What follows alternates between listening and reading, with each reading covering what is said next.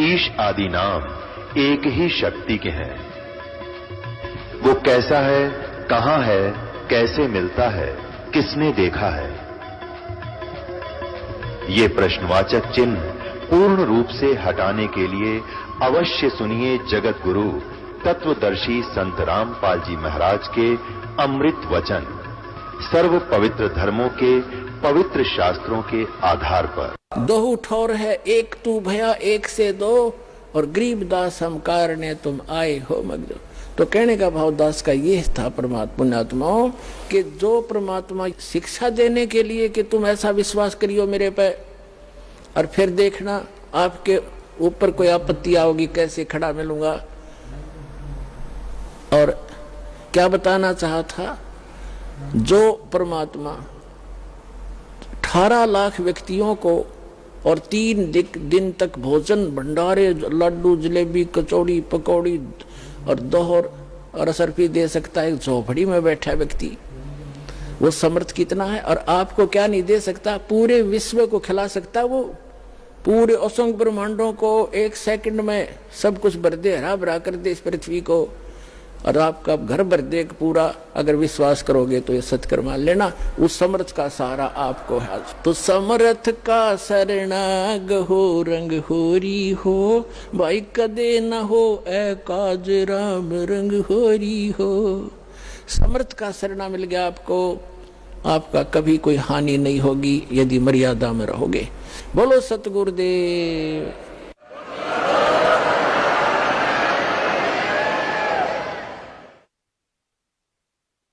परम पिता परमात्मा पूर्ण ब्रह्म सारी सृष्टि के रचनहार कबीर परमेश्वर जी की असीम रजा से आप सभी पुण्यात्माएं सत्संग श्रवण करने के लिए उपस्थित हुए। धन्य है आपके माता पिता जिनसे जन्म हुआ, और धन्य है आपका जन्म जो ऐसे समय में आपको मानव शरीर मिला। मानव शरीर प्राप्त करके प्राणी क्या करता है, उसे करना क्या चाहिए, मनुष्य जीवन का मूल उद्देश्य क्या है, इसका ज्ञान सत्संग से होता है। बहुत ही पुण्यकर्मी प्राणी को मानव शरीर प्राप्त होता है। उससे भी पुण्यकर्मी प्राणी वो है जिसके अंदर सत्संग परमात्मा की चाह है, प्रेरणा है, जिस कारण से वो कहीं ना कहीं भटक रहा है, कोई ना कोई भक्ति विधि अपनाए हुए है। और उन सब से उत्तम वो प्राणी है जिसके अंदर भक्ति की प्रेरणा है और उसको सतगुरु मिल जाता है मानव शरीर के अंदर। तो पुण्यात्माओं, आप उन पुण्यकर्मी प्राणियों में से हो, उन best, good, better, best 3 quality होती हैं। आप उस बेस्ट क्वालिटी की पुण्यात्मा हो जो आपको ऐसे समय में मानव शरीर मिला, इस भक्ति काल में, मोक्ष काल के अंदर, मोक्ष समय है ये, मुक्त होने का ये गोल्डन चांस इसी समय होता है कलयुग के अंदर ही, और वो ये है बीचली पीढ़ी।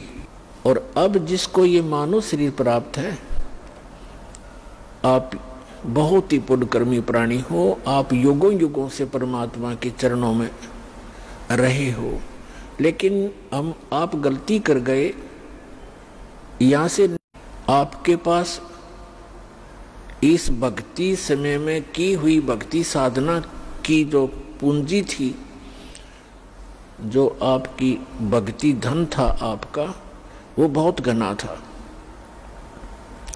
जिस कारण से आप न जाने कितने युगों तक फिर सिलप गए। जो पुण्यात्माएं इस मोक्ष काल में पार नहीं हो पाएंगी, उनके पास भक्ति धन तो बहुत हो जाएगा, क्योंकि सत साधना ऐसी है, इसकी साधना से भक्ति धन बहुत हो जाता है। और यदि पार नहीं हुआ और फिर वही रह गया, तो फिर उसको लुटेरे लूट लेते हैं। ये काल एक लुटेरा है जिसके लोक में आप रह रहे हो। ये 1 नंबर का ठग है, बंटवारा कहा है संतों ने इसको। जो सुनियोजित तरीके से आपके भक्ति धन का नाश करवाता है। तो उससे बचने के लिए आप जी ने अब बड़ी सावधानी बरतनी है और सतलोक चलना है, अपना पीछा छुटवाना है। मनुष्य शरीर प्राप्त करके जो प्राणी भक्ति नहीं करते तो वो अपना जीवन नाश कर जाते हैं, और जो भक्ति करते भी हैं अंतिम श्वास तक सावधान नहीं रहते तो वो भी बने बनाए काम को बिगाड़ लेते हैं। भक्त को अंतिम श्वास तक साधना करनी पड़ेगी, मर्यादा में रहना पड़ेगा। जैसे खेल के खिलाड़ी होते हैं, वो जहां से स्टार्ट करते हैं, यानी कोई डिस्ट्रिक्ट स्टेट से स्तर से, जिला स्तर से खेलना शुरू करते हैं, वहां भी नियम वैसे ही है। उन मर्यादाओं में रहकर जो उसके अंदर भी वो नियम ज्यों के त्यों बने हुए हैं, और वहां सफल होते हैं। फिर वो राज्य स्तर पर खेलते हैं, वहां भी वही नियम है, और अंतिम गेम तक उन्होंने वैसे ही मर्यादा में रहकर ही सावधानी से खेलना पड़ता है, तभी वो सफल होते हैं। इसी प्रकार प्रत्येक सदग्रंथ में कहा है कि परमात्मा की भक्ति अंतिम श्वास तक करनी होती है।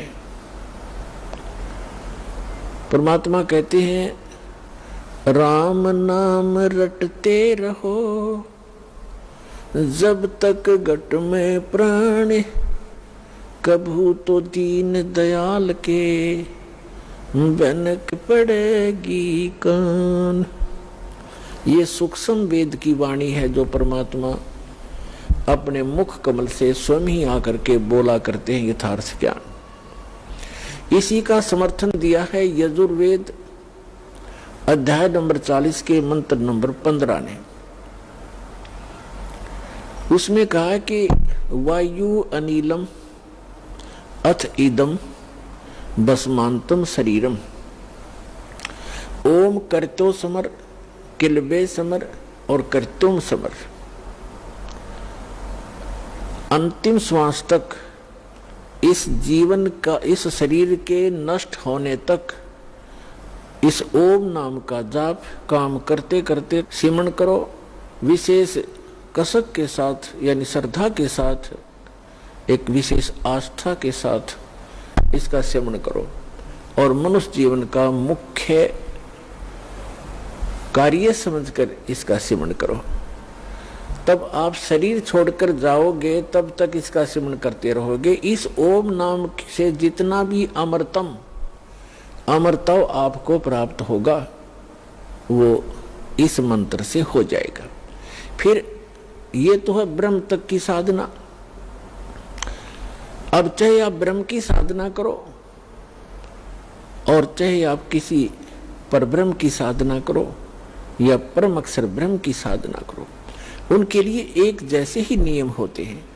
तो सूक्ष्म वेद में श्रीमद् भगवत गीता में लिखा है 8वें अध्याय के 13वें श्लोक में गीता ज्ञानदाता कहता है कि मेरा सुमन जो है, मेरी भक्ति, ओम इति एकाक्षरम ब्रह्म व्यवहारण माम अनुसमरण यह प्रयाति तजन देहम सयाति परमाम गतिम। मुझ ब्रह्म का केवल एक अक्षर ओम मंत्र है और कोई नहीं, नथिंग एल्स। इति बस यही फाइनल है। और जो इस ये प्रयाति तजन देहम, शरीर छोड़ते तक इसका सेवन करता हुआ, उच्चारण करके सेवन करता हुआ जो शरीर छोड़कर जाता है, सयाति परमाम गतिम, वह ओम से मिलने वाली परम गति प्राप्त करता है। ओम किसका मंत्र है? ब्रह्म का। और ओम से कौन सा स्थान प्राप्त होता है? ब्रह्मलोक।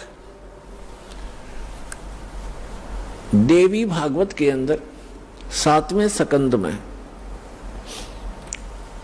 गीता प्रेस गोरखपुर से प्रकाशित सचित्र मोटा टाइप केवल हिंदी के पृष्ठ नंबर 562 और 563 पर स्पष्ट किया है। देवी हिमालय जी को कह रही हैं कि सभी पूजाएं त्याग दे, अन्य किसी देव में आस्था मत कर राजन, केवल एक ब्रह्म की साधना कर, ओम उसका नाम जाप है, ओम का सिमरण कर और ब्रह्म पाने का उद्देश्य कर, इससे तेरा कल्याण हो जाएगा, तू उसको प्राप्त हो जाएगा ब्रह्म को। और वो ब्रह्म, वह ब्रह्म ब्रह्मलोक रूपी दिव्य आकाश में रहता है, यानी वो ब्रह्मलोक में रहता है। यजुर्वेद अध्याय नंबर 40 के मंत्र 17 में दो पुरुष बताए। एक तो ये वेद ज्ञान दाता ब्रह्म है, ये कहता मैं ब्रह्म हूं, सो अहम खम ब्रह्म, अहम ओम खम ब्रह्म, मैं ओम, मेरा ओम नाम है, मैं ब्रह्म हूं। और खम माने ब्रह्मलोक रूपी दिव्य आकाश में, वहां मैं रहता हूं। और जो पूर्ण परमात्मा है वो गुप्त है, वो प्रोक्ष है, वो ऊपर के तेजों में लोकों में रहता है। यजुर्वेद अध्याय नंबर 40 के मंत्र नंबर 10 से 13 तक स्पष्ट कर दिया है कि परमात्मा की यथार्थ जानकारी, परमात्मा कैसा है, वो जन्म लेता है नहीं लेता है, साकार है या निराकार है, उसके विषय में तत्वदर्शी संत बताते हैं। धीरा नाम उनसे सुनो, तत्वदर्शी संत वो बताएंगे वास्तविक ज्ञान, उनसे सुनो। और विद्वान और अविद्वान की पहचान भी वो संत बताएंगे। फिर श्री मद् भगवत गीता अध्याय नंबर 4 के श्लोक नंबर 32 में वर्णन किया है कि यज्ञों की विस्तृत जानकारी सच्चिदानंद घन ब्रह्म के मुख से बोली हुई अमर वाणी कबीर वाणी के अंदर विस्तार के साथ कहा गया है। वो तत्व ज्ञान है, उसको समझने के बाद प्राणी फिर पूर्ण रूप से सब कर्मों से मुक्त हो जाता है। चौथे अध्याय के 34वें श्लोक में गीता जी में कहा है, उस तत्व ज्ञान को तत्वदर्शी संतों के पास जाकर समझ, वो तत्वदर्शी संत तुझे उस तत्व ज्ञान का उपदेश करेंगे। इसे अध्याय के गीता ज्ञान दाता तो उस परम अक्षर ब्रह्म की, उस सच्चिदानंद घन ब्रह्म की जानकारी भी नहीं रखता, उसके पाने की विधि उसके पास नहीं है। उसके लिए परमेश्वर स्वयं आते हैं, अपना अमृत ज्ञान आपके लिए यहाँ भरकर चले जाते हैं अपनी अमृत वाणी में, फिर अपने गवाह बनाते हैं प्रत्येक युग में। अब कलयुग में जो उन्होंने अपने साक्षी बनाए हैं, आदरणीय धर्मदास साहिब जी बांधवगढ़ वाले, उनको परमात्मा मथुरा में मिले, जहां पर वो अपने हिंदू धर्म के गुरुओं द्वारा बताई हुई साधनाओं के आधार से तीर्थ यात्रा पर निकला हुआ था। उनको ज्ञान दिया, सच्चाई से परिचित कराया। उसके बाद वो प्यारी आत्मा परमात्मा के चरणों में पड़ के बुरी तरह रोई। फिर उसको परमात्मा सतलोक लेकर गए, जहां से हम आए थे, और जो वो सुखमय स्थान है जहां कभी जरा और मरण नहीं होता, जहां वृद्ध अवस्था नहीं है, जहां मृत्यु कभी नहीं होती। फिर उनको तीसरे दिन वापस छोड़ा तो वो परमात्मा कबीर साहिब के गवाह बने कि परमात्मा कबीर आप ही परमात्मा हो। क्या बताया है कि आज मोए दर्शन दियो जी कबीर, आज मोए दर्शन दियो जी कबीर, अमर लोक से चलकर आए काटन इस काल की जंजीर। अमर लोक से चलकर आए आप सीधे सहसरी जाते हैं। तो पुण्यात्मा उसके पश्चात उन्होंने अपने गवाह बनाए आदरणीय स्वामी रामानंद जी काशी वाले, उनको सचखंड लेकर गए। वो योगी पुरुष अपने आप में योगी पाक रहे थे, चारों वेदों और गीता पुराण आदि के वह ब्रह्मज्ञ ज्ञाता प्रसिद्ध हो रहे थे। जब परमात्मा ने बताया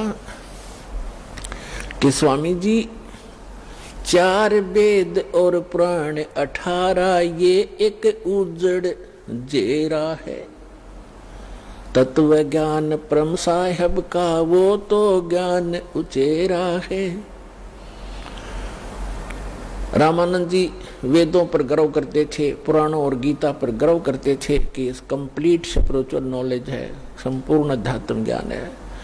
परमात्मा ने कहा कि ये तो एक उज्जड़ घेरा है, ये 4 पुराण और वेद 18, ये एक उज्जड़ घेरा है, इससे निकल नहीं सकते इस साधना से, ये इनकम्प्लीट है।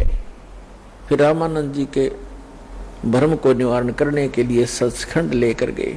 वहां देखा अपना वास्तविक स्थान और परमात्मा बैठे सिंहासन पर, राजा के समान सिर पर मुकुट, सफेद छत्र और राजा की तरह अनंत कोट ब्रह्मांड के संचालक के सिंहासन पर विराजमान प्रभु को देखा उस 5 वर्ष के बालक के रूप में, और फिर अपना वास्तविक रूप बनाया, फिर बालक रूप धारण किया, फिर उस महापुरुष को वापस छोड़ दिया।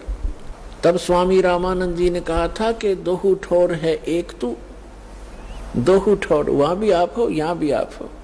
दोहु ठोर है एक तू, भया एक से दो, और गरीब दास हम कारणे आए हो मगजो। तुम साहिब तुम संत हो, तुम सतगुरु तुम हंस, गरीब दास आपके रूप बिना और न दूजा अंश। मैं भक्त, पहले तो विद्वान पाक रहे थे, मैं ऋषि को आवे थे स्वामी रामानंद पंडित जी, फिर कहते मैं भक्त मुक्त हुआ, मेरा भरम कर्म भयो नाश, गरीब दास निज ब्रह्म तुम, यानी निज ब्रह्म यानी वास्तविक भगवान आप हो, मुझे हुआ दृढ़ विश्वास।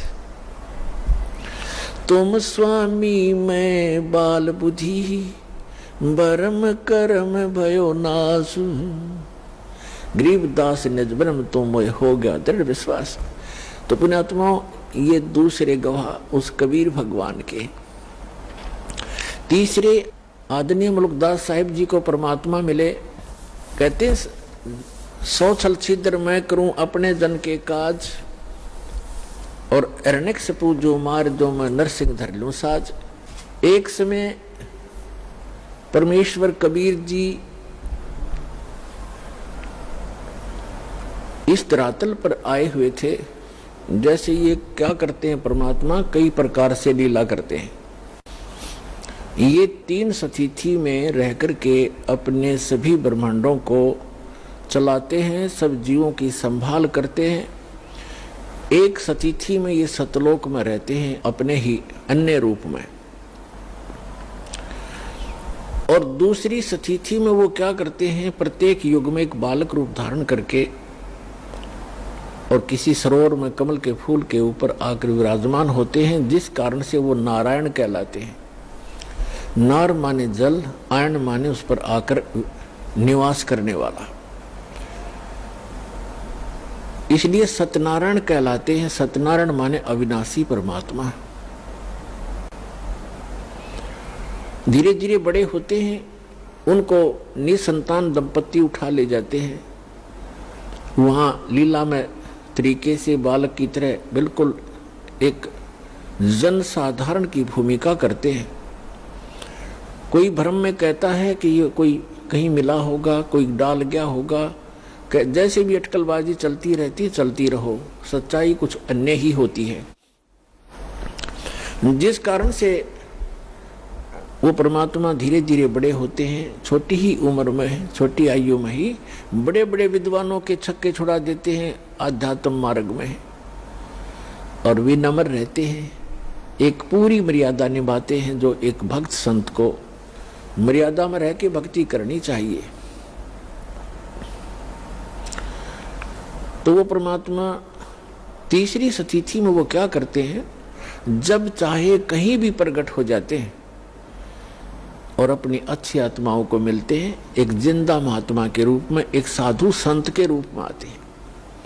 तो कलयुग में जिन भी महापुरुषों को वो तीसरी सतिथि में मिले हैं, उनमें से आदरणीय धर्मदास साहिब जी, आदरणीय मुल्कदास साहिब जी, आदरणीय नानक साहिब जी, आदरणीय दादू साहिब जी, आदरणीय गरीबदास साहिब जी गांव छुड़ानी जिला झज्जर वाले, आदरणीय गीसा दास जी गांव खेखड़ा जिला मेरठ उत्तर प्रदेश वाले। तो इन महापुरुषों को वो परमात्मा जिंदा महात्मा के रूप में मिले हैं, और ये तीसरी प्रकार की सतिथि है। इन सभी महापुरुषों को परमात्मा सचखंड लेकर गए, फिर उनको वापस छोड़ा। तो इन्होंने अब मुल्कदास जी को कैसे मिले, तो वो परमात्मा जो तीसरी प्रकार की सतिथि में कभी भी आकर कहीं कुछ समय रह जाते थे। पहले पुराने समय में क्या होता था, हम बहुत बार सुना करते थे कि एक गांव में एक संत आया था और 1 महीना रुका था। उसने अपना कोई नाम गाम नहीं बताया था और बहुत से लोगों को चमत्कार किए थे। वो अचानक फिर गायब हो गए, चले गए थे, पाए नहीं थे। तो ऐसे वो परमात्मा आए हुए थे और मलुक राम नाम था उनका, चौधरी मलुक राम अरोड़ा। एक अच्छे किसान थे, बड़े खेतीहर थे, वो अरोड़ा जाति में थे और गांव के नंबरदार थे।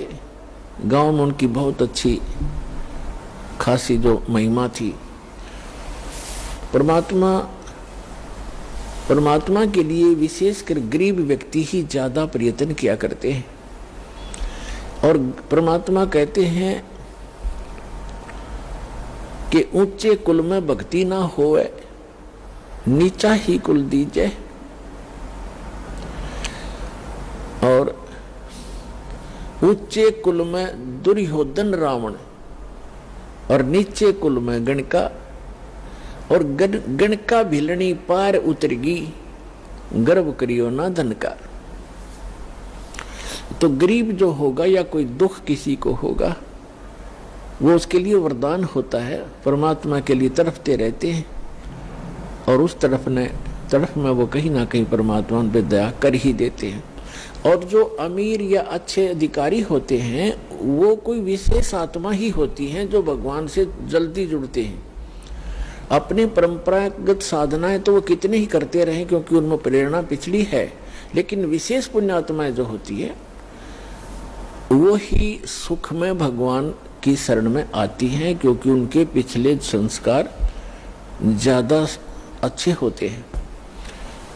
तो गरीब व्यक्तियों के घर में परमात्मा एक गांव में गए, उनके शिष्य थे। जब वो तीसरी तिथि में साधु संत रूप में प्रकट थे तो भक्त परमात्मा जब गुरुजी आते हैं, गुरुजी के सत्कार में समर्पित हो जाते हैं। परमेश्वर एक के घर सत्संग करने गए। अगले दिन शाम ने दूसरे ने प्रार्थना की, भगवान कल हमारे घर करना। सत्संग भी करते थे, वहां उनका भोजन पाते थे। तो सब ने चेष्टा हुई, सबके अंदर प्रेरणा बनी कि हमारे घर भी गुरु जी आए, हम भी सेवा करें अपने गुरुदेव की। ऐसे करते इस प्रकार परमात्मा ने पहले दिन एक के घर सत्संग किया, वहां भोजन प्राप्त किया। अगले दिन दूसरे तीसरे दिन तीसरे के। तो भक्त जब गुरुजी जाते हैं तो अच्छा भोजन बनाते हैं, अच्छा हलवा देसी घी का लगावें, वो डालें, उसके अंदर पानी महक जा पड़ोसियों तक। तो एक और परमात्मा के इस यथार्थ ज्ञान का विरोध शुरू से ही रहा है। गांव में विरोधी भी होते हैं क्योंकि परमात्मा तो एक सत साधना बताने की चेष्टा करते हैं। उस समय भ्रमित समाज वो साधनाएं कर रहा होता है जो उनको कोई सुख नहीं दे सकता। और परमात्मा चाहते हैं कि सभी मेरे बच्चे सत्साधना करें और मेरे पास पहुंच जाएं, वापस इनको फिर से वहां सुखी कर दूं। तो हम काल के द्वारा भ्रमित अपने ही पड़ोसियों ने जाकर के उस नंबरदार मुल्क राम चौधरी अरोड़ा जी से कहा, जी गांव में एक ठग आया हुआ है और गरीब व्यक्तियों को लूट रहा है, रो अच्छे माल खाता है, बढ़िया हलवा बनाते हैं, खीर बनाते हैं और चलते समय पूजा लेकर जाता है और ये करेगा बिगाड़। वहां रात को सत्संग करते हैं, बहन बेटियां भी जाती हैं और कोई गड़बड़ होगी गांव में, अब देख लो, संभल जाओ, उसको निकाल दो यहां से। अब पुण्यात्मा होते हैं, उस मुल्क राम जी के मन में ये आया कि भाई साधु संतों के साथ खसना नहीं चाहिए, प्यार से ही देखूंगा मैं वास्तविकता क्या है, फिर मैं कोई बात करूंगा। तो मुल्कदास जी ने फिर सावधानी बरती, जिधर सत्संग थे उस साइड से गलियों से निकलकर खेतों में जाने लगा। तो क्या देखा कि तीसरे दिन किसी के घर में छौंक लगा और फिर हलवे का बनाने का समय हो गया। वो निकल कर जा रहा था, उसने आई महक कि भाई हलवा तो बना रखा है। अगले दिन वो तीसरे के घर में चौथे के घर में। तो मलुकदास ने सोचा भाई अब बात तो सचमुच है, तो रोज हलवे खावे है, देखते न्यू कौन है कैसा है। तो परमात्मा बैठे थे, ए ठगवाड़ा ठगी देश, उसको पहचान ले तो फिर हम पारे हो जाएं। हम पहचान ही नहीं पाते उस परम पिता को, हम अपनी अटकलों से उसकी डेफिनेशन बनाए बैठे हैं। अब मलुकदास ने जाकर देखा एक सिंपल सा आदमी बैठा है, दाढ़ी मूछ बड़ी हुई है, सफेद से कपड़े पहना है, गले में माला डाली है जैसे एक साधु संत सादिक है। मलुकदास ने कहा कि ए भक्त,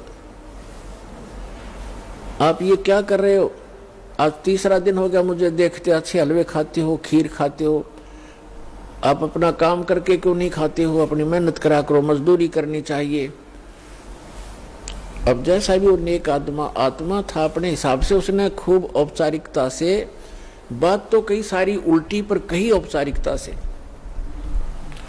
तब परमात्मा ने कहा, देखो भक्त, देखो चौधरी साहब, मुझे तो भगवान बगैर किए ही दे रहा है, खूब खीर खाता हूँ, हलवे खाता हूँ, परमात्मा के गुण गाता हूँ। यदि सभी लोग, सभी संसार भगवान की भक्ति करे जैसे मैं कर रहा हूँ, तो सभी को हलवे रोज ही मिल जाए। आप भी प्राप्त कर सकते हो खीर और हलवे। मलुकदास को ये बात जची नहीं, क्योंकि हम तो उस घिसी पिटी दंत कथा पर आधारित है कि करके खाना चाहिए, करे बिना तो वो को नहीं, करके तो खाना चाहिए, पर भगवान का गुण भी गाना चाहिए। और थोड़े सेकंड में बरकत गनी दे दे भगवान फिर। लेकिन उस समय परमात्मा ने उसका वो चाबी लगानी थी। तो वो कहने लगा कि क्या तेरा भगवान मुझे बगैर काम किए खिला देगा? परमात्मा बोले कि आप विश्वास करोगे तो अवश्य खिला देगा। तो मलुकदास ने कहा कि आज यदि आपके भगवान ने मुझे खाना खिला दिया शाम तक, मैं खाली पेट आया हूं घर से भी, तो मैं आपका चेला बन जाऊंगा, शिष्य। और यदि आपके भगवान आज शाम तक मुझे बगैर कुछ किए खाना नहीं खिलाया, तो तुझे मैं अपने खेतों में मजदूर बनाऊंगा। है मंजूर? कबीर साहब बोले मंजूर है मुझे। ठीक है। अब चौधरी साहब चले गए। पहले बड़े वन होते थे, जंगल होते थे, गांव के खेतों से भी थोड़ी दूरी पर जंगल होते थे, चारों तरफ वन। अपने खेतों के दूसरी साइड में चले गए जहां पर कोई देखे नहीं, और जंगल में जाकर एक वृक्ष के ऊपर चढ़ गए, ऊपर जाकर बैठ गया। अब ठीक है, दोपहर के 10-11 बजे सी वहां गडरिए आगे, ये भेड़ बकरी चराने वाले, वो कुछ गाय भी साथ में रखते हैं, गौवे भी, उनका कोई त्योहार था। उन्होंने अपने एक साथी से कहा कि आप यहाँ खीर बना लो। वहीं पर एक कुआं था छोटा सा, ये कुआं है यहाँ पर, इसमें से जल ले और यहाँ खीर बना लो इस वृक्ष के नीचे, उसी वृक्ष के नीचे जिसपे वो चौधरी साहब बैठे थे। और हम जा रहे हैं, पशुओं को चरा लेंगे, फिर हम आ जाएंगे घंटा 2 घंटे में 12 बजे से। वो कहने लगा ठीक है। उसने खीर चढ़ा दी और खीर बनने को हुई, बनी तैयार हुई, तो उसी समय उसने क्या देखा कि बहुत दूरी पर कुछ घोड़ों के ऊपर व्यक्ति डाकू आ रहे हैं। डाकू लोग घोड़ों पर चलते थे, उनको खूब पता था जंगल में पशु चराने वालों को कि ऐसी स्थिति में डाकू लोग आते हैं। वो व्यक्ति तो भाग गया, खीर बनती छोड़ गए अपने साथियों के पास, वो दूर चले गए और आगे को। अब वो आकर देखा, उन्होंने कुआं था वहीं पर, डाकुओं ने पानी पीना चाहा कि रुको पानी पिएंगे, कुआं है। वो पानी पीने के लिए नीचे उतरे, घोड़े वहां खड़े कर दिए। तो देखा, एक ने कहा जी ये तो खीर भी है, यहाँ पर कुछ बन रहा है। उखाड़ कर ढक्कन उठाकर देखा तो खीर बन रही है। तो डाकू कहने लगे भाई अपने उस्ताद से कि उस्ताद भूख लग रही है, लगाना 2-2 हाथ। उनमें से एक कहने लगा जी ऐसा ना हो कोई इसमें कोई डाल गया हो हमें धोखा देने के लिए। पहले इसको टेस्ट कर ले, किसी पशु पक्षी को खिला लेते हैं। उनमें से तीसरे ने कहा कि बनाने वाला यहीं छुपा होगा, कहीं भाग कहाँ गया होगा, देखो हमसे डर से छुप गया। वो इधर उधर देखने लगे। एक ने ऊपर देखा कि ये बैठा ऊपर, अरे ये बैठ आ जा तू। वो कहने लगा ना आऊं, नीचे ना उतरूं मैं। क्यों नहीं आवा नीचे? नीचे आना, तेरे मारेंगे गोली। वो 5 सेकंड में नीचे आ लिया। नीचे आया तो कहन उसके वो ढक्कन के ऊपर खीर डाल दी अच्छी खूब और कहा इसको खा। वो नौके कति नहीं खाऊं। अब मुल्कदास खावे नहीं, मना करे कि मेरी तो बात बिगड़ेगी आज। वो इसलिए नहीं खावा कि मैं झूठा पड़ूंगा और चेला बनना पड़ेगा। तो उनको पक्का यकीन हो गया डाकुओं के कि इसने जरूर कुछ ना कुछ मिला रखा है, इसलिए नहीं खाता। उसका 2 मारे दड़ाक, अच्छी मारी लात, अखा बैठ के उसने फटाफट किलो पक्की खा गया। भूख तो लगी रही थी और खाने के बाद उसको काट बैठ आध घंटे, अगर मरेगा तो मर लेगा यूं। आध पौन घंटा इंतजार करके उसको कुछ नहीं हुआ। फिर उसने साची बताई, जी ऐसे ऐसे बात है, मैं तो इसलिए मना करूं था। तो बोले भाग जा, जाता रहे तो यहां से। वो चला गया। अब वो भाग लिया। अब उसने जिस समय वो कहा कि हम डाकू हैं, या तो खा ले ना तेरा बकल तार देंगे, तो उसको ये पता लगा तो डाकू हैं। तो अंदर से प्रार्थना की है, गुरुजी मुझे बचा ले, मेरी जीवन रक्षा कर दे, मैं आपका गुरु चेला बनूंगा। एक तो जान बचाई और खीर खिलाई। अब वो सीधा पहुंचा गुरुदेव के पास, परमेश्वर के पास। वो तो जानी जान थे, सारी लीला वही करते हैं, 100 छलछीदर मैं करूं अपने जन के काज। अब जो ही मुल्कदास चौधरी आया, परमात्मा बैठे आसन पर नीचे लगा रखा। परमात्मा ने पूछा, क्यों चौधरी साहब, भगवान ने करी कुछ सेवा तेरी? ने बोला, जी तेरा भगवान तो मर मर खीर खिलावा है। आपका परमात्मा तो मार मार खीर खिलाता है और मेरी जान बचा दी दाता आपने ना। उनका केज लगे 1 मिनट में कर दो काम मेरा। आपको मैंने याद किया, सारी कथा बताई। परमात्मा बोले, बेटा यह भी आपके ऊपर एक रहम किया है परमेश्वर ने, कि जिस कारण से आपको एक अनमोल रतन और मिलेगा। खीर तो खिलाई सो खिलाई, ये धन मिल गया। फिर उसको, क्योंकि विश्वास जल्दी नहीं होता, अब तो परमात्मा ने ऐसा ज्ञान दे दिया बच्चों, बालक बालक भी समझ सकते हैं, कबीर इज गॉड। ऐसे प्रमाण दास आपको दे देगा।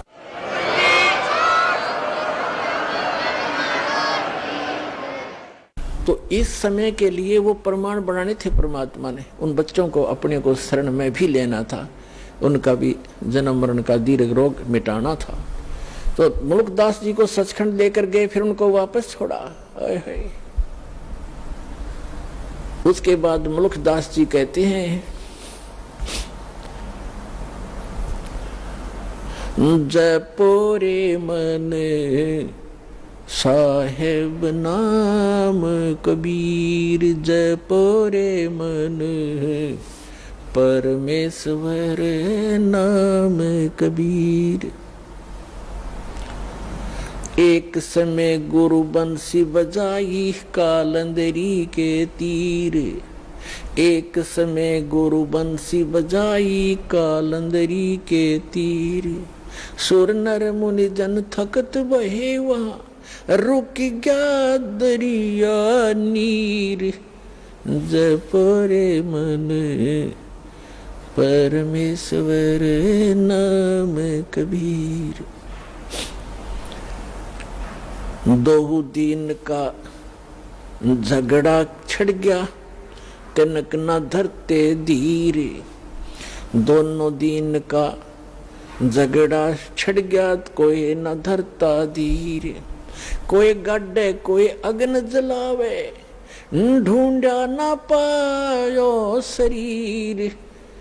जपो रे मन परमेश्वर नाम कबीर। अमरलोक से सतगुरु आए काटन यमक जंजीर।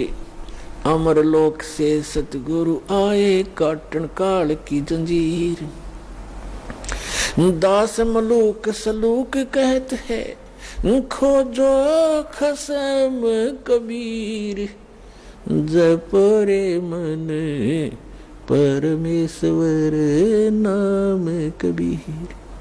जपोरे मन साहेब नाम कबीर। अब मुल्कदास जी फिर ये कहते हैं कि जपोरे मन, उस परमेश्वर नाम कबीर का नाम जपो, उस परमात्मा ने जो मंत्र दिया उसका जाप करो। एक समय गुरु बंसी बजाई कालंदरी के तीर। कालंदरी कहते हैं यमुना को। एक समय परमात्मा मथुरा में गए। धर्मदास जी ने कहा भगवान, वो श्री कृष्ण जी के पुजारी थे। धर्मदास जी ने कहा भगवान, श्री कृष्ण भगवान थे, यहाँ गव्वें चराया करते थे और ऐसे ऐसे बहुत सी, और जमुना के अंदर नहाया करते थे। वो ऐसी बंसुरी बजाते थे, गव्वे भी खींची आ जाती थी, ग्वाल बाल भी उसको उनके मुख की तरफ देखते रह जाते थे। तो परमात्मा ने कहा ठीक है बच्चा,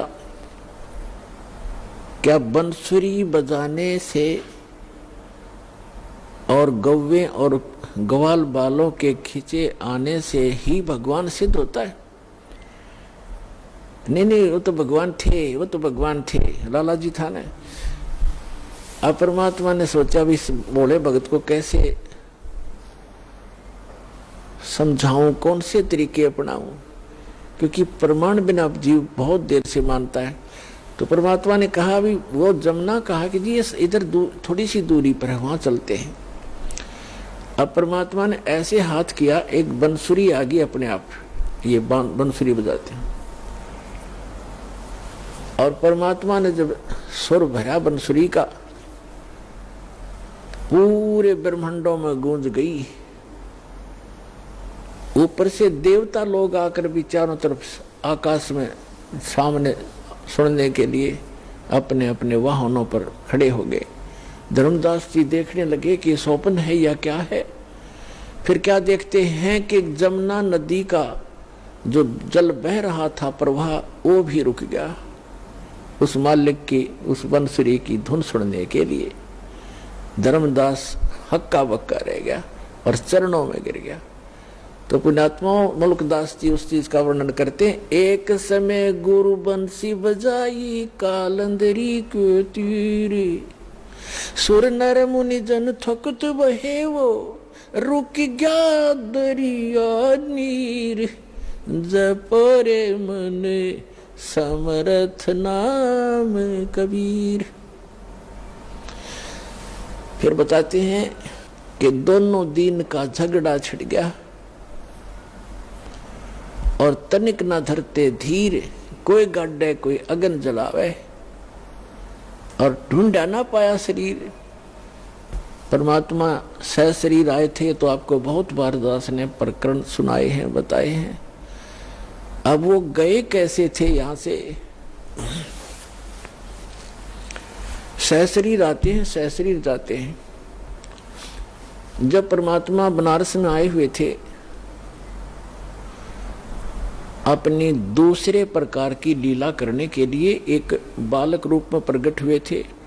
नीरू नीमा नाम के निसंतान दंपत्ति उनको उठा ले गए थे। जुलाहा थे, वो मुसलमान जुलाहा थे।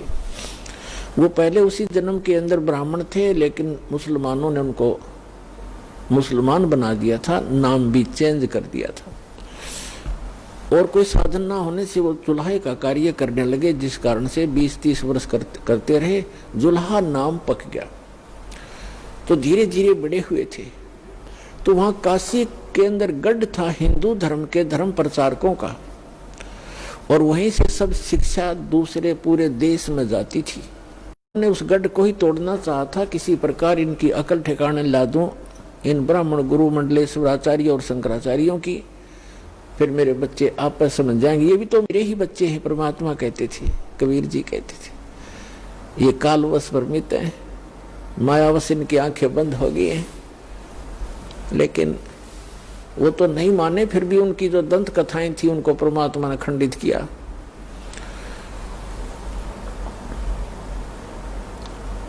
क्या बताते थे, जैसे हिंदू धर्म के धर्म गुरु ये कहा करते थे कि जो बनारस में मरता है, जिसकी मृत्यु काशी में होती है, वो सीधा स्वर्ग जाता है। और जो मगहर के अंदर मरता है, मगहर के अंदर मुसलमान एक नवाब था, बिजली खान पठान। बिजली खां पठान एक नवाब था, उसका राज्य था। तो वहां जो मगहर स्थान था उसके बारे में उन्होंने ये बता रखा था, हिंदू धर्म के धर्म गुरुओं ने, कि वो पृथ्वी वहां का जो अक्षेत्र है, भगवान शिव ने श्राप दे रखा है, वहां जो मरेगा वो नरक जाएगा। और एक वहां नदी बहती थी, आमी नाम है उस नदी का, वो दरिया बहती थी, उसको भी भगवान शिव ने शापित कर दिया था, वह सूख गई थी।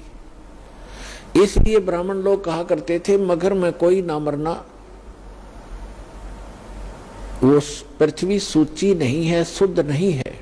तो जिस कारण से हिंदू धर्म के जो रिच लोग थे, धनी व्यक्ति थे, उनने अपने माता पिताओं को वृद्ध अवस्था जब उनकी हो जाती थी तो बनारस में रखना शुरू कर दिया, किराए पर कोई कमरे धर्मशाला लेकर के।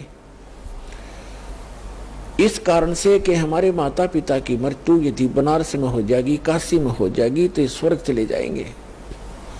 परमात्मा कबीर जी कहा करते थे, भाई भूमि भरोसे डूब हैं, कल्पत हैं दो दिन, और पूर्ण ब्रह्म सबके गुरु कबीर भगवान, मगर बहे लौलीन।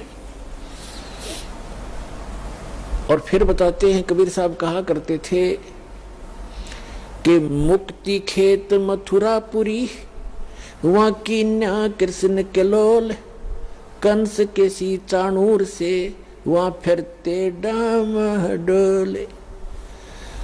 अपनात्मा परमात्मा कहा करते कि तुम आप जी मथुरा को भी एक मुक्त अक्षेत्र मानते हो, कि वहां श्री कृष्ण जी ने बाल्यावस्था में बहुत से लीलाएं की थी, वहां उनके चरण टिके थे।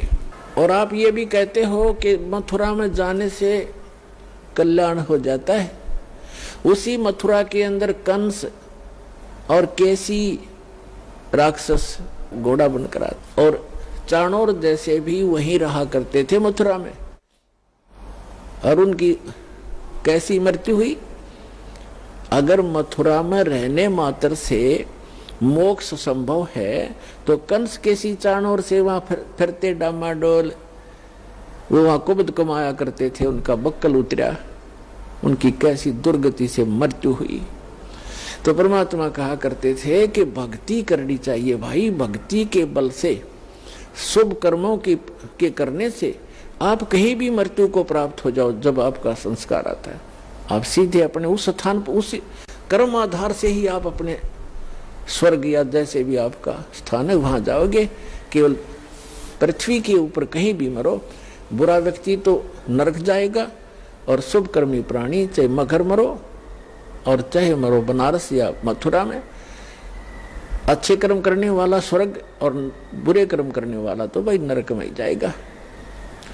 लेकिन ब्राह्मण लोग नहीं मानते थे, तो धर्म गुरुओं ने इतनी अफवाह फैला दी, ऐसी महिमा दंत कथा फैला दी कि जो काशी में मरेगा वो हो जाता है। इसलिए जो बनिए लोग थे, बनिए पैसे वाले, उन्होंने अपने माता पिता को अंत समय में 2 वर्ष 4 वर्ष चाहे 10 वर्ष रहो, कोई वहां नौकर छोड़ देते थे उनके लिए, कि हमारे पिता ने हमारे लिए बहुत कुछ किया है, पैसा हमारे पास है, आराम से वहां रह लेंगे, और इनकी मृत्यु होगी तो स्वर्ग चले जाएंगे। आइए अब हम उन श्रद्धालुओं के अनुभव जानते हैं जो जगत गुरु तत्वदर्शी संत रामपाल जी महाराज जी से दीक्षा प्राप्त कर चुके हैं तथा उनके द्वारा बताए गए भक्ति मार्ग पर चल रहे हैं। बहन जी नमस्कार। सर साहिब, क्या नाम है आपका? मेरा नाम पंकज है। कहाँ से आए आप? हम तहसील सुंदरबनी और हमारे गांव का नाम है द्यूली। बहन जी, संत रामपाल जी महाराज से नाम दीक्षा कब लिया आपने? हमने 22 सितंबर 2013 में ली थी गुरुजी से नाम दीक्षा। संत रामपाल जी महाराज के शरण में आने से पहले आप क्या भक्ति साधना करते थे? जैसे ये नवरात्र व्रत, ब्रह्मा विष्णु महेश की भक्ति करना, अन्य जो देवी देवता जो कोई बता देता, और ये तांत्रिकों के जाना अगर कोई प्रॉब्लम होती तो ये सब पूजाएं हम करते थे। जैसे कोई बता देता वहां जाने से ये लाभ होता है, हम सभी जगह जाते थे। जो साधनाएं आप करते थे उनको करने से आपको क्या लाभ मिला? हमें कोई लाभ नहीं मिला। एक जगह जाते थे, जैसे कोई बताता था वहां जाने से ये लाभ होगा, लेकिन वहां जाने से कोई लाभ नहीं होता था। फिर दूसरी जगह कोई बताता, हम दूसरी जगह जाते थे। किसी देवी देवता के लिए बोलते कि उसकी भक्ति करने से ये लाभ होगा, तो हमें किसी कहीं भी कुछ भी करने से कोई लाभ नहीं हुआ अभी तक। संत रामपाल जी महाराज की शरण में कैसे आए आप?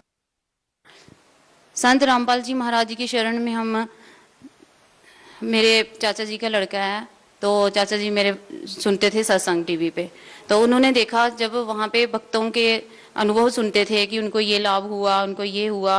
तो मेरा जो चाचा जी का लड़का है उसको किडनी में प्रॉब्लम थी, तो वो बहुत ज़्यादा, वो पहले हॉस्पिटल में एडमिट रहा, तो वो भी बड़े परेशान थे। बहुत सारे देवी देवताओं को मना रखा था उन्होंने, ये ठीक हो जाएगा, तांत्रिक बताते ये टोना टाटका करने से ठीक होगा, लेकिन वो उसे कोई आराम नहीं हो रहा था।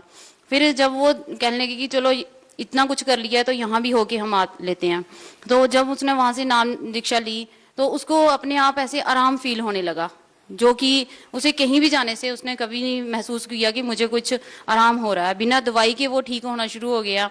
और उसने वहां से बुक्स लाई गुरुजी की दरबार से, वहां सतलोक आश्रम से, तो हमने भी वो बुक ऐसे बीच बीच से पढ़ी, तो हमें भी अच्छी लगी। हमने कहा ऐसी जगह जाना चाहिए, देखना चाहिए कि आखिर सच क्या है, क्या ऐसे बुक्स में लिखा है या असलियत में ऐसा होता भी है। तो फिर हम वहां गए और हमने संत रामपाल जी महाराज जी से नाम दीक्षा ली। बहन जी, जो श्रद्धालु संत रामपाल जी महाराज से नाम दीक्षा लेने के लिए जाते हैं उनसे पैसे लिए जाते हैं, आपने कितने पैसे दिए? भगत जी, ये तो बिल्कुल उन लोगों ने अफवाहें फैला रखी हैं, ये चाहते नहीं कि संत रामपाल जी महाराज जी का ज्ञान आगे बढ़े या वहां लोग जाकर नाम दीक्षा लें। ये सिर्फ बिल्कुल एक, जो अगर किसी को ऐसा लगता भी है तो वो वहां जाकर देख सकता था, या फिर हमारे गुरुजी जब बाहर आ जाएंगे तो तब भी जाकर वो वहां जाकर देख सकते हैं, प्रैक्टिकली देख सकते हैं। हमारे कहने से शायद उनको इतना विश्वास ना लगे।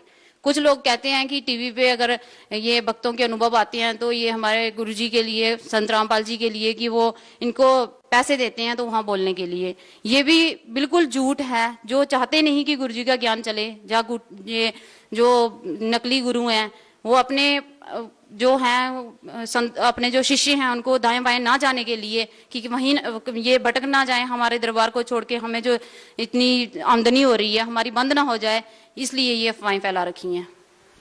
बहन जी, संत रामपाल जी महाराज से नाम दीक्षा क्यों लिया आपने? हिंदुस्तान में बहुत सारे धर्मगुरु हैं।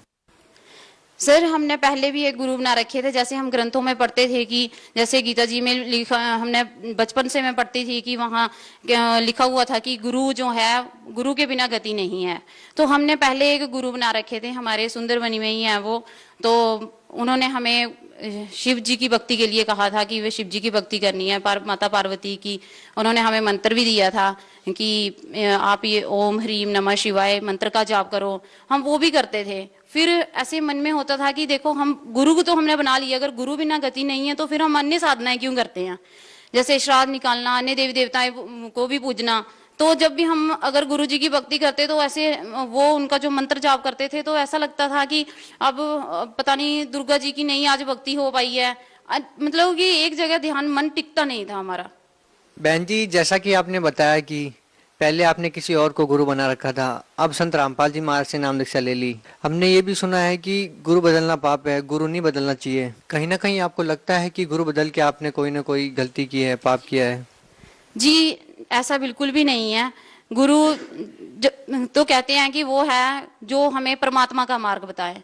हमें सही रास्ता दिखाए, ईश्वर का प्राप्ति का रास्ता बताए। वैसे तो गुरु हमने बना रखे थे, अन्य साधनाएं भी करते थे, लेकिन आत्मा में, मन में संतुष्टि नहीं होती थी। ऐसा लगता था कि नहीं, ईश्वर कोई और है, ईश्वर कोई एक है, जो जिसे मानने से हमें ये अन्य कुछ भी करने की जरूरत नहीं है, ऐसा लगता था। और हमने जब गुरु जी का ज्ञान सुना, गुरु जी से नाम दीक्षा ली, उनके द्वारा बताई गई भक्ति की, तो हमें ये लगा कि हाँ, ये सच है।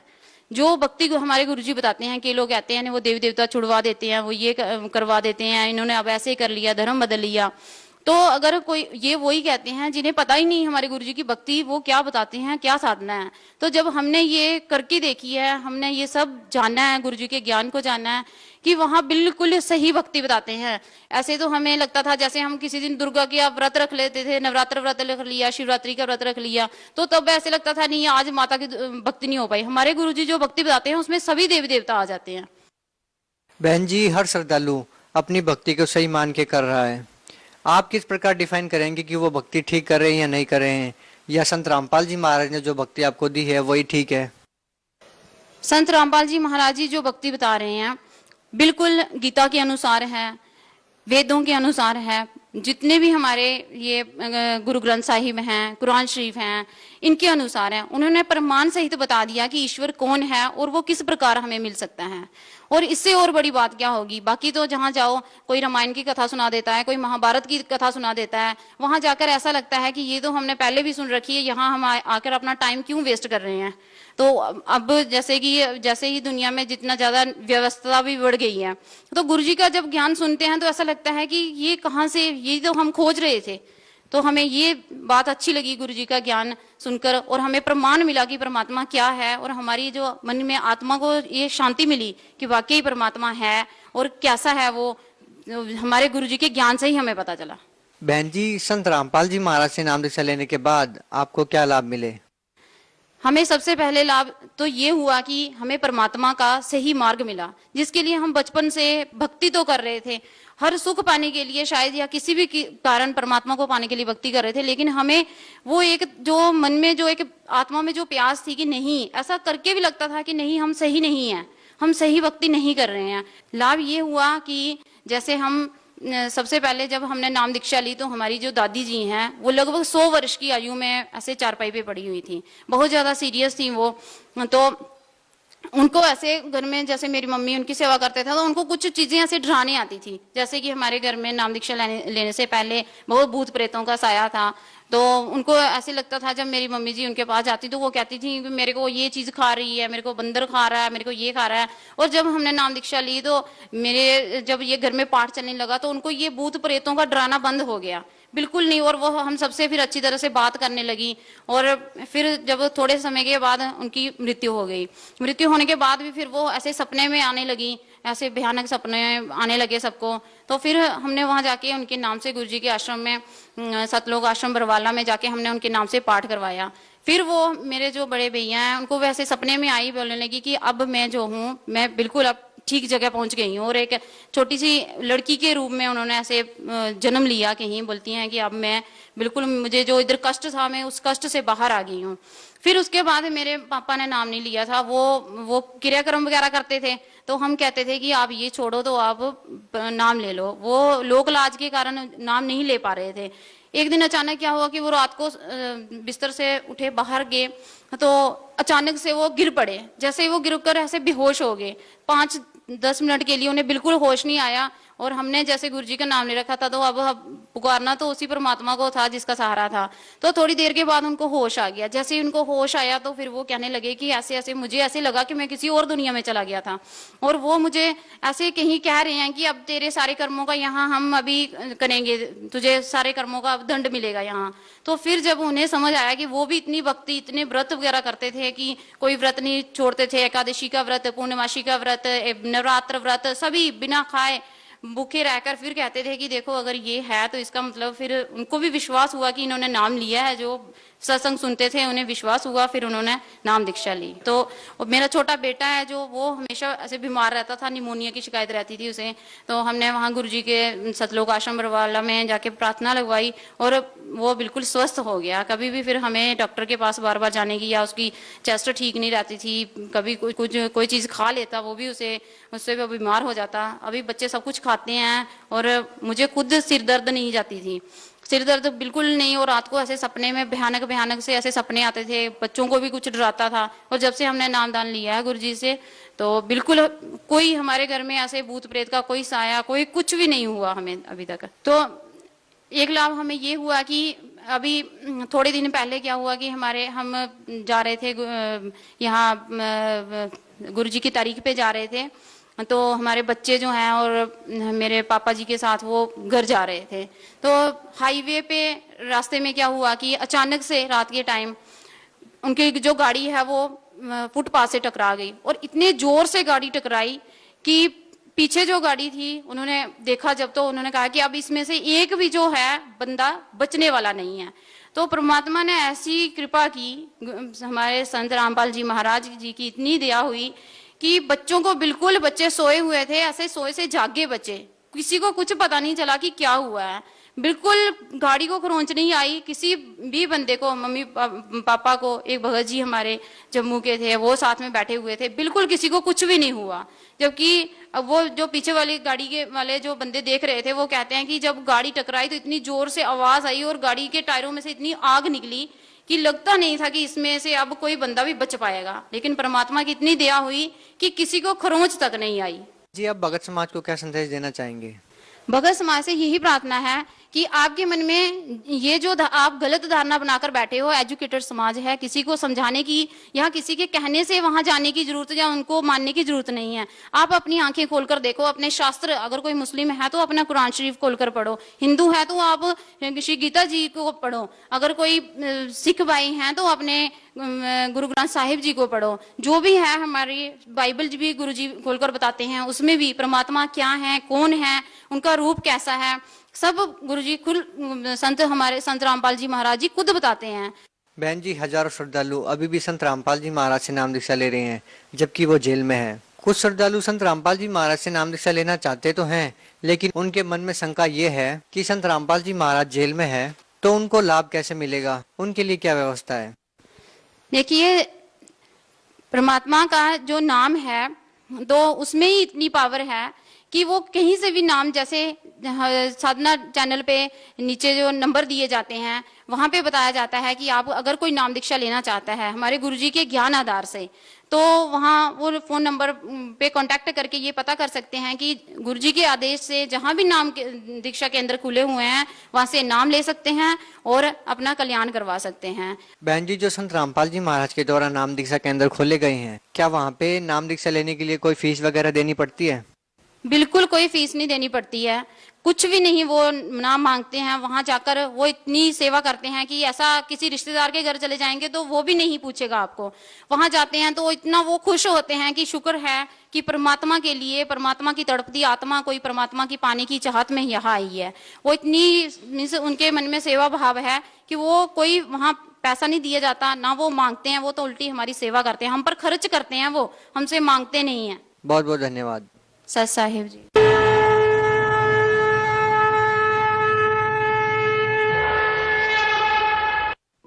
आप सुन रहे थे जगत गुरु तत्वदर्शी संत रामपाल जी महाराज के मंगल प्रवचन।